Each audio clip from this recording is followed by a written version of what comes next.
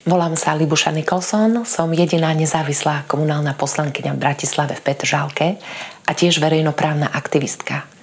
Vyštudovala som právo a tiež masmediálnu komunikáciu. Okrem toho som študovala v Portugalsku v Lisabone. Som spoluiniciátorka platformy 7 statočných žien, čo znamená, aby sa ženy aktívnejšie prejavovali v politike a svojou podstatou prispievali k tomu najdôležitejšiemu. A to je mier a prosperita ľudí. Preto sme presvedčení, že musia prísť noví nezaťažení politici, ktorí ozdravia Európu a dajú jej nové impulzy v záujme súčasných celosvetových trendov.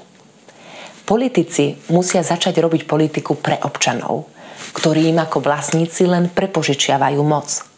V tomto smere sa musí v Európskej únii rozvíjať a posilňovať participácia občanov na tvorbe, správe a kontrole vecí verejných.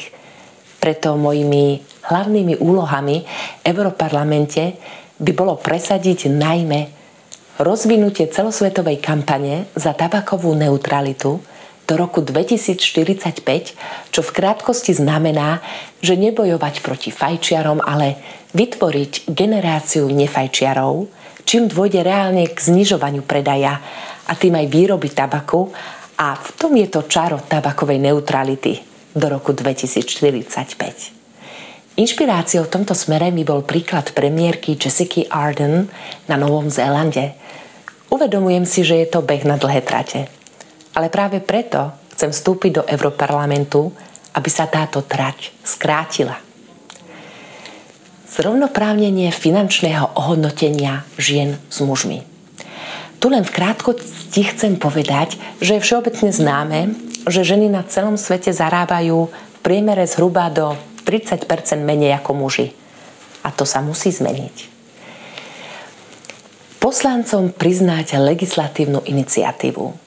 Tu by som chcela pripomenúť, čo nie je známe všetkým, že poslanci Európskeho parlamentu nemôžu prekladať samostatné návrhy zákonov alebo prípadne dávať pozmeňujúce návrhy zákonov na rokovaní parlamentu, ako môžu poslanci národných parlamentov, ktorí rovnako sú volení občanmi.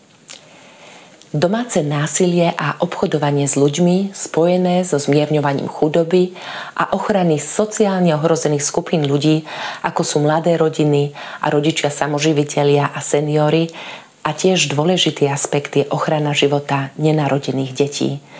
Tu chcem zdôrazniť, že 90% týchto rozhodnutí žien podstúpiť prerušenie tehotenstva je daných dôsledkom nevyhovujúcich životných a finančných podmienok. A preto by mala spoločnosť aj Európska únia viac sa venovať týmto ohrozeným skupinám obyvateľstva. Zabraňovaniu domácemu násiliu je dané prevenciou a osvetou.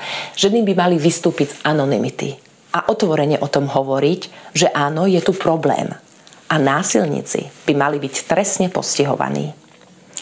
Samozrejme, medzinárodný charakter má aj obchodovanie s ľuďmi. Je hanbou, že v 21. storočí sú muži a ženy dávaní do otroctva a nútení k prostitúcii, a k tomu tiež je potrebné sa venovať nielen na národnej úrovni, ale celosvetovej.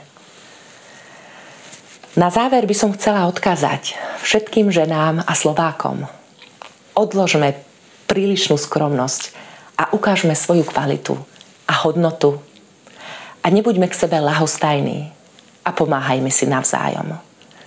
Preto chcem vstúpiť do Európskeho parlamentu a reprezentovať našu krajinu suverénne, sebavedomo a odborne. Spájame občanov Slovenska. Jedna za všetkých, všetky za jednu. 7 statočných žien do Europarlamentu. Volíme číslo 6.